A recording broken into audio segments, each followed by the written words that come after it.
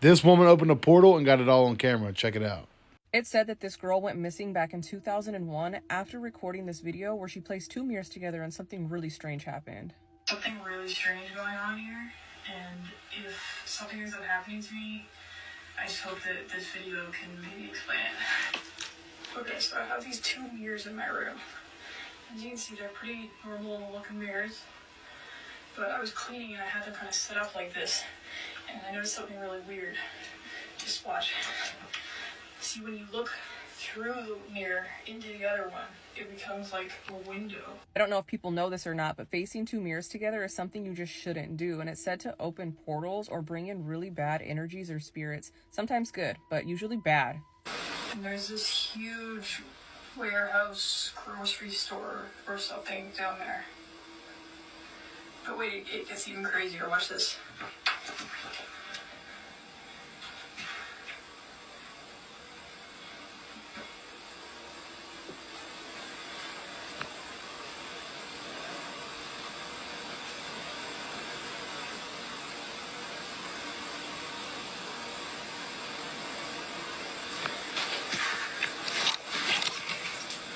Out for the moment of truth. 3, 2, 1. Whoa. People believe that she entered the back rooms and she's an SPC now. What the hell? What is this place? Hello?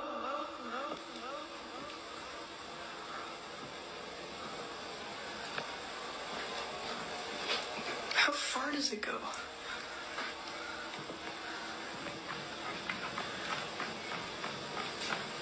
Oh, shit.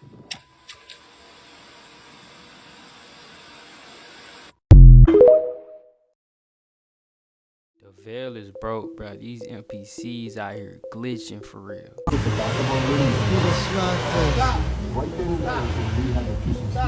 Call the cops, call the cops. No, don't hit the pen. No, I got the head down. Let's put this down. Yeah, the way. And he couldn't leave the head in the car.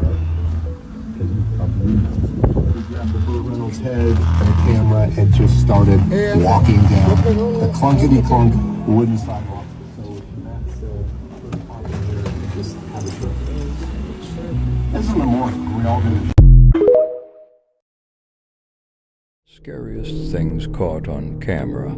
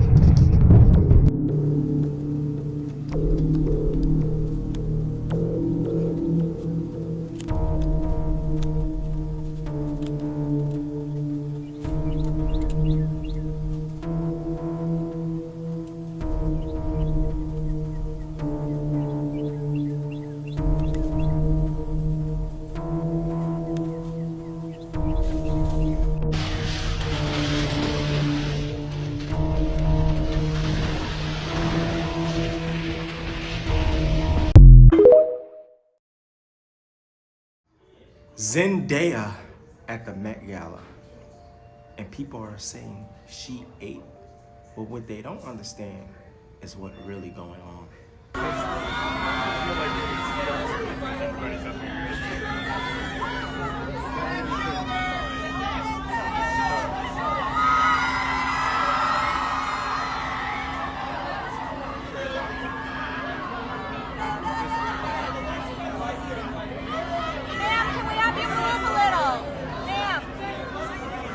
Are you serious?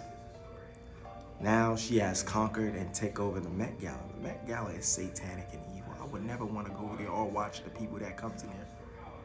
They're no good. All those people have dark secrets and hidden dark secrets. And mind you, the person I used to love and like, Zendaya, did you see the movie that she made it? And what those two guys was doing to her and what she did? And now she's conquering and taking over the Met Gala. And people are claiming she ate with that outfit. Come on now. Y'all gotta wake up. Everything is done on purposely. She's young, she's the next upcoming star. There's no better person in a better role and position right now in the industry than her to move forward with. She done sold her soul. And now her movie, that movie, is #1 in the world. And now she's the #1 in the Met Gala. Y'all still not seeing the imprint. She is your future. She done sold her soul.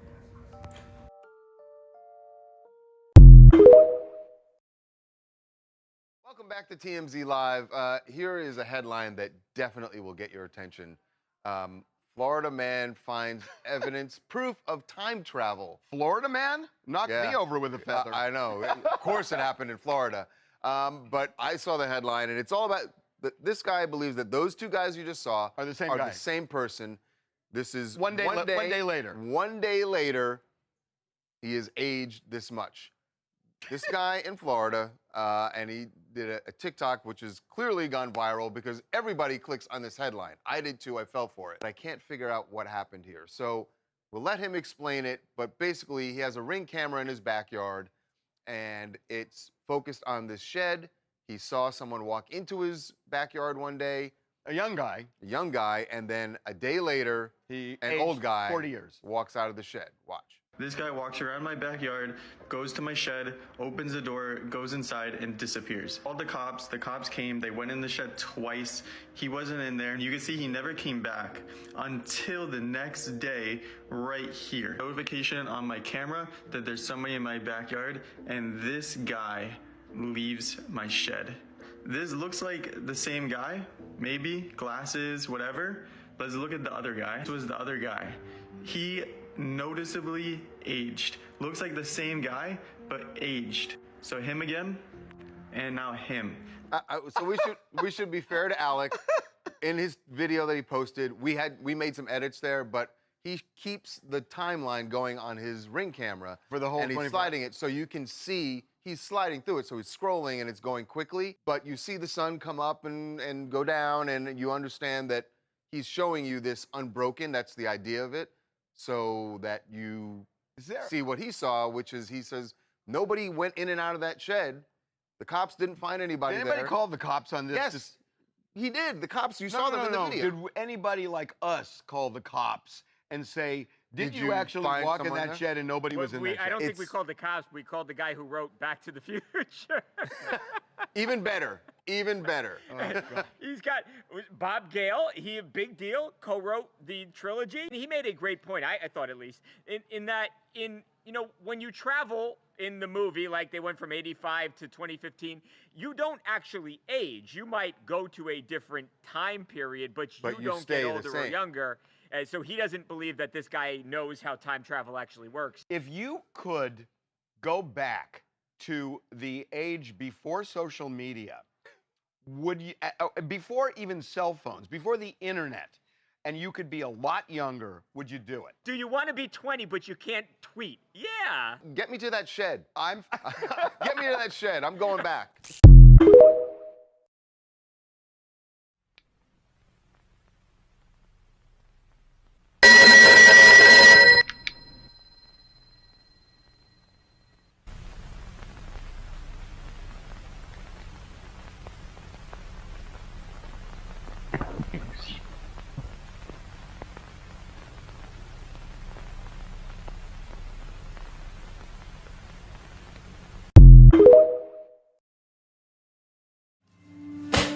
Jesus Christ.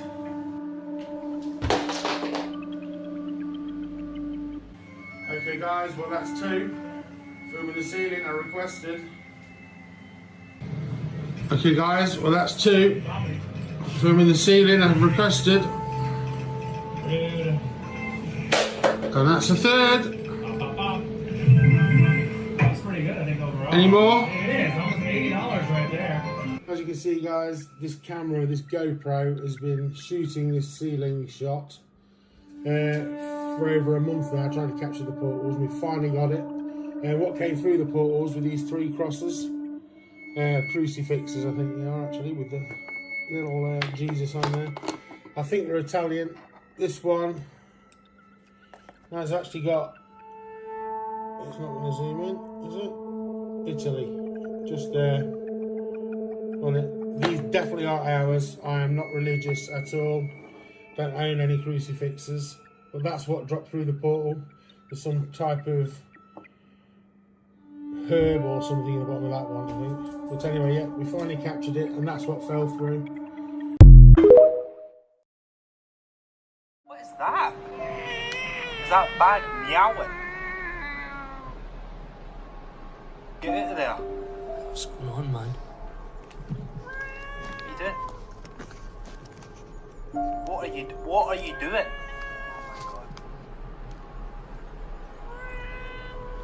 This man was taking a walk and having a conversation with his friend over FaceTime when he started hearing strange noises. Did you hear that? What? It sounded like a cat. He liked cats, and he wanted to help one if it was in trouble, so he started walking into the forest towards the direction of the noise. Can still hear it. So what? Leave.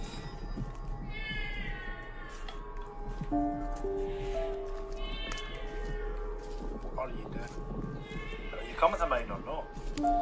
I'm leaving it, man. It might be in trouble. What's that? He begins walking just a little bit further into the woods, and that's when he sees it. A cat strung up in a bag in the middle of the forest. What's that? What is that? Is that bag meowing? Being the good-hearted person he is, he goes to untie it, but there was a problem. Tell me you're not going to open that bag.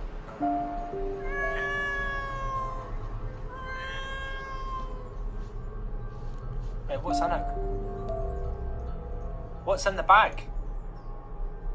What's in the bag? He opens the bag and tries to free the poor kitten. That's when he realizes. This is really weird, man. It's just like, it's all junk. It's like an old tape recorder or something. Tape recorder? What? Your kid's mucking about or something, man.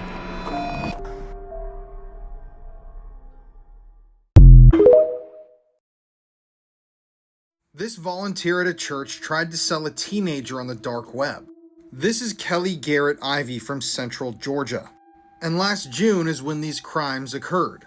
So Kelly was a part of a dark web website called Slave Bay. The website on the dark web sold slaves themselves, or people that had been abducted into slavery. And the website also sold personal information of people. Basically, if people had information about where a vulnerable young man or woman lived, yes, even children were up for grabs, they would attempt to sell the information about places they frequented, what times they were usually alone, and obviously stuff like their phone number and home address. Well, at some point, Kelly, while attending the church that he volunteered at, came across a 16-year-old girl that he befriended. Just to talk about this website one more time, this is just one of the more disturbing corners of the dark web. The dark web is a place where anything can be purchased. CP, CSAM, different things like narcotics, and apparently even slaves and humans. So I don't know exactly how investigators tracked Kelly down or discovered that he was the one that was trying to sell a 16-year-old girl on the internet. But they eventually did. They got their arrest warrant, they took him in, and he's been in prison since. That's because, thankfully, they denied his bond, so he's had to sit in prison until his hearing. And based on the charges that this guy has stacked against him, hopefully he'll be in there for a very, very long time.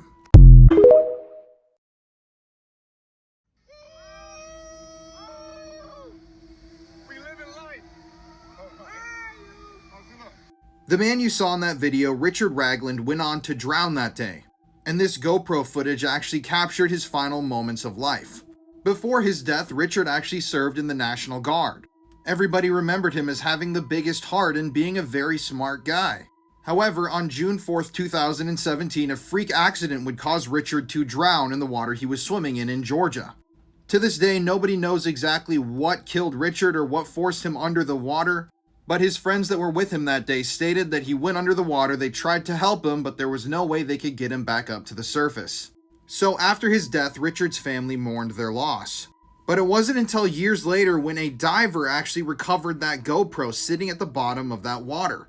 The diver's name was Rich Abernathy. He has a YouTube channel where he goes into bodies of water and dives. And he was diving in that same water in Tennessee when he came across a GoPro. And when he looked at the contents of that GoPro, the connection was made that this was Richard Ragland, the man who had drowned there only a few years prior. I'm going to play you a little bit more of that video. It is just some really haunting stuff. Being with brothers and sisters, we live in life. We live in life. We live in life. See, the thing is, one common goal that we all share is the same goal.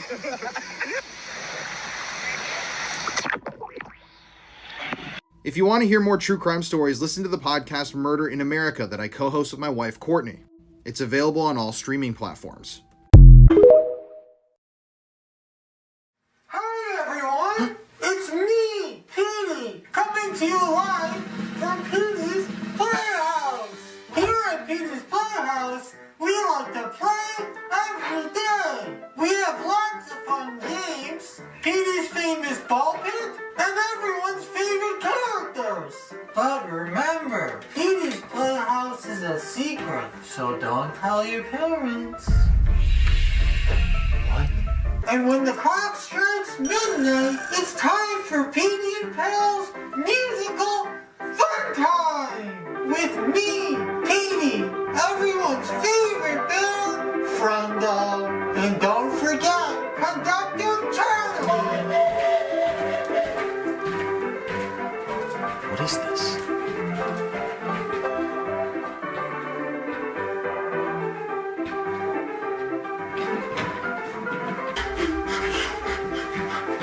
Uh-oh, Conductor Charlie is sleepy.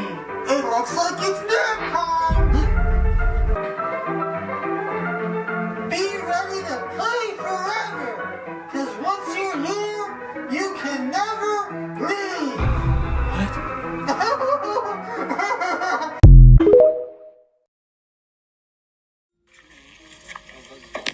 Neden bulanıyor dışarıda? Teknenin yanına tuttuğu koyu. Koyu da şurada bak, şöyle gidiyor ya. Moments after that video was recorded, this man pushed his pregnant wife off of that cliff, killing her. The man's name is Hakan Aysal. He was 41 years old when this happened, and his wife's name was Semra. Now, eerily enough, when you look up this couple's name on Google, tons of photos pop up of them hanging out on or near cliffs. It's eerie to me to see Semra sitting here on a cliff's edge, knowing that later on in life she would be pushed off something similar to this to her death. So Hakan had lured his wife out to the cliff, even though she was afraid of heights, on the pretense of taking a selfie. A selfie sort of like these. But when he got her out on the cliff, he pushed her off. She then fell 304 feet to her death. Now, before this event, Hakan had taken out a $25,000 life insurance policy on his pregnant wife. And on that day, apparently he was trying to strike it rich. It's disturbing to me that his wife and unborn child's life were worth $25,000 to him. According to eyewitnesses who saw this go down, they were joking amongst themselves, saying, "What are they doing out there near those cliffs?" And one of these witnesses even cracked a joke and said either she's gonna push him or he's gonna push her. And then, to this witness's horror, that's exactly what they saw happen. So Hakan cashed in this life insurance policy immediately, which was a red flag, and eventually, with video evidence that came forward and witnesses, he was sentenced to life in prison, with a minimum of 30 years served.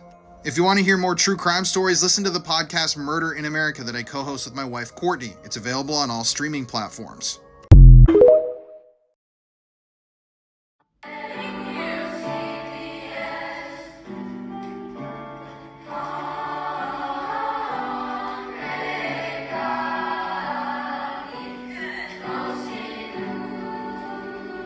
The woman you just saw in that video leading the class, 26-year-old Reagan Gray, turned out to be a pedophile.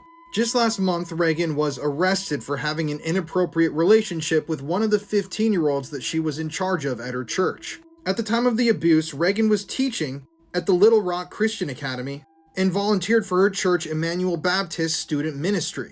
So basically, Reagan tried her hardest to work around as many children as possible. Who knows what kind of horrific thoughts were running through her mind at all times when she was around these kids.